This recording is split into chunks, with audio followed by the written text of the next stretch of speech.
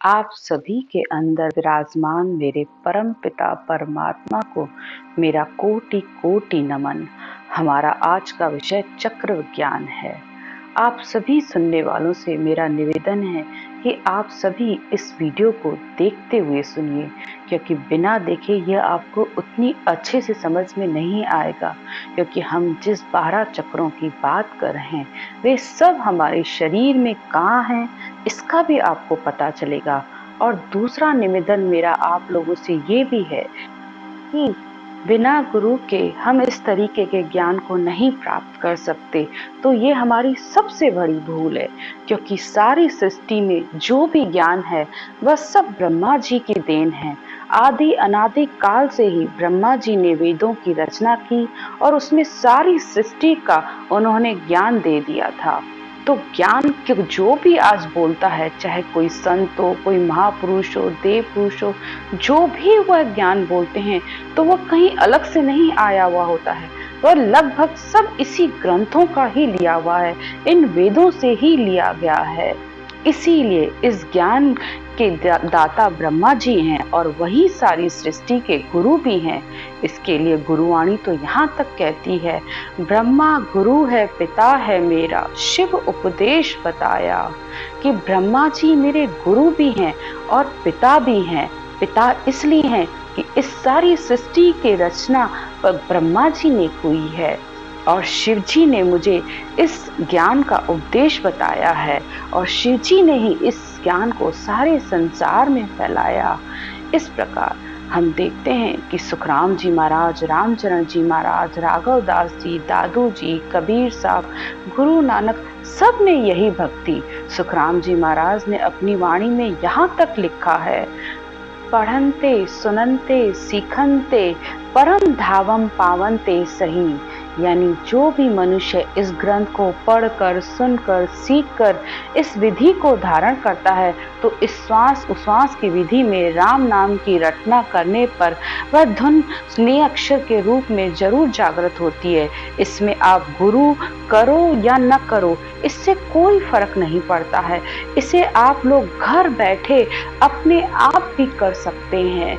ये बात मैं आप लोगों को अपने अनुभव से और विश्वास से कहती हूँ कि इस विधि को जो भी आत्मा, जो भी मनुष्य उस परमात्मा के लिए अगर आपके अंदर प्रेम है, भाव है, तो इस विधि को धारण करने पर वह शब्द धुन जरूर सुनाई देती है।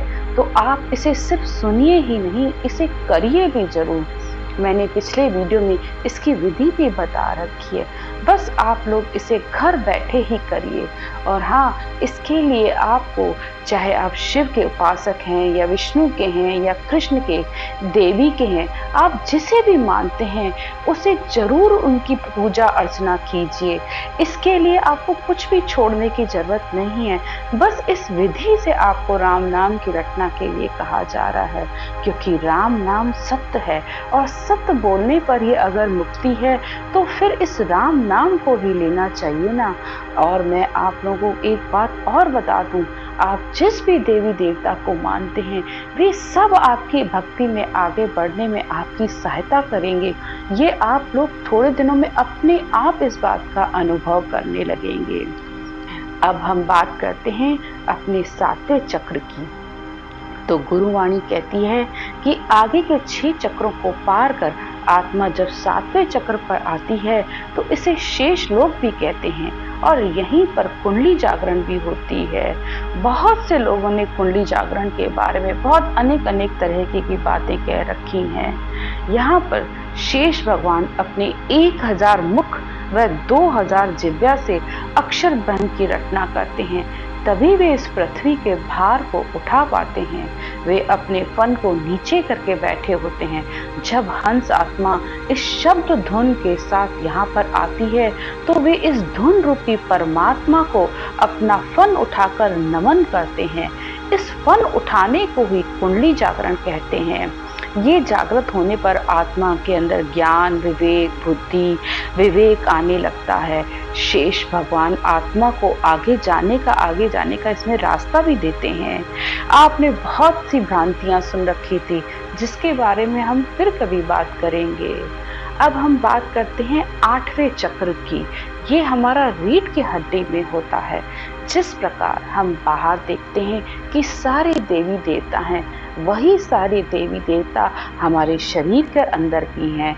जिस प्रकार हमने देखा कंठ में सरस्वती का स्थान, हृदय में महादेव पार्वती का, नाभि में विष्णु भगवान का, गणेश का, ब्रह्मा जी का स्थान, इसी प्रकार हमारी इस रीढ़ की हड्डी में भी 33 करोड़ देवी देवताओं का वास होता है। इसे 21 स्वर्ग भी कहा जाता है। यहाँ स्वर्ग का मतलब जो स्वयं में गर्क हो गया, यानी स्वयं में मर्ज हो गया। बंकनाल पर आने पर आत्मा बहुत कठिनाई से ऊपर, शंखनाल का रास्ता तो फिर भी इजी होता है, आत्मा नीचे उतर आती है, लेकिन पिछम के रास्ते पर आत्मा को चढ़ने में बहुत मेहनत करनी पड़ती है। और इसमें आत्मा इस शब्द धुन के सहारे ही आगे बढ़ती जाती है। शब्द धुन आगे आगे और आत्मा उसके पीछे पीछे चलती जाती है। 21 स्वर्ग का मतलब यहाँ ये भी आप मानिए कि आत्मा को जैसे जैसे आगे बढ़ती है तो उसके अंदर और ज्यादा आनंद पहले से आता जाता है। अब हम 9वें चक्र की बात करते हैं। ये हमारा मेरुदंड यानी गर्दन की जो रीढ़ की हड्डी है उसे कहते हैं। जैसा कि आप वीडियो में देख रहे हैं, इस जगह को यमराज का स्थान भी कहते हैं। यहाँ पर आत्मा के कर्मों का न्याय भी होता है। कभी कभी साधक यहाँ आकर अटक जाते हैं, तो उस समय उन्हें अपनी रटना तेज कर देनी चाहिए, जिससे उसे आगे जाने का रास्ता अपने आप मिल जाता है। मैं भी यहाँ आकर काफी समय तक अटक गई थी, क्योंकि इस स्थान पर एक उतानपाद बंध भी लग जाता है। इस बंध यानी जिस प्रकार आप कह सकते हो कि जैसे किसी ने हमें जकड़ लिया हो, ऐसे लगता है कि हमारी गर्दन पीछे की तरफ खिंच रही है, शरीर बिल्कुल कवाड़ यानी धनुष की तरह हो जाता है। यहीं से 3 धाराएं भी निकलती हैं, जिसे ईड़ा, पिंगला और सुखमणा कहते हैं।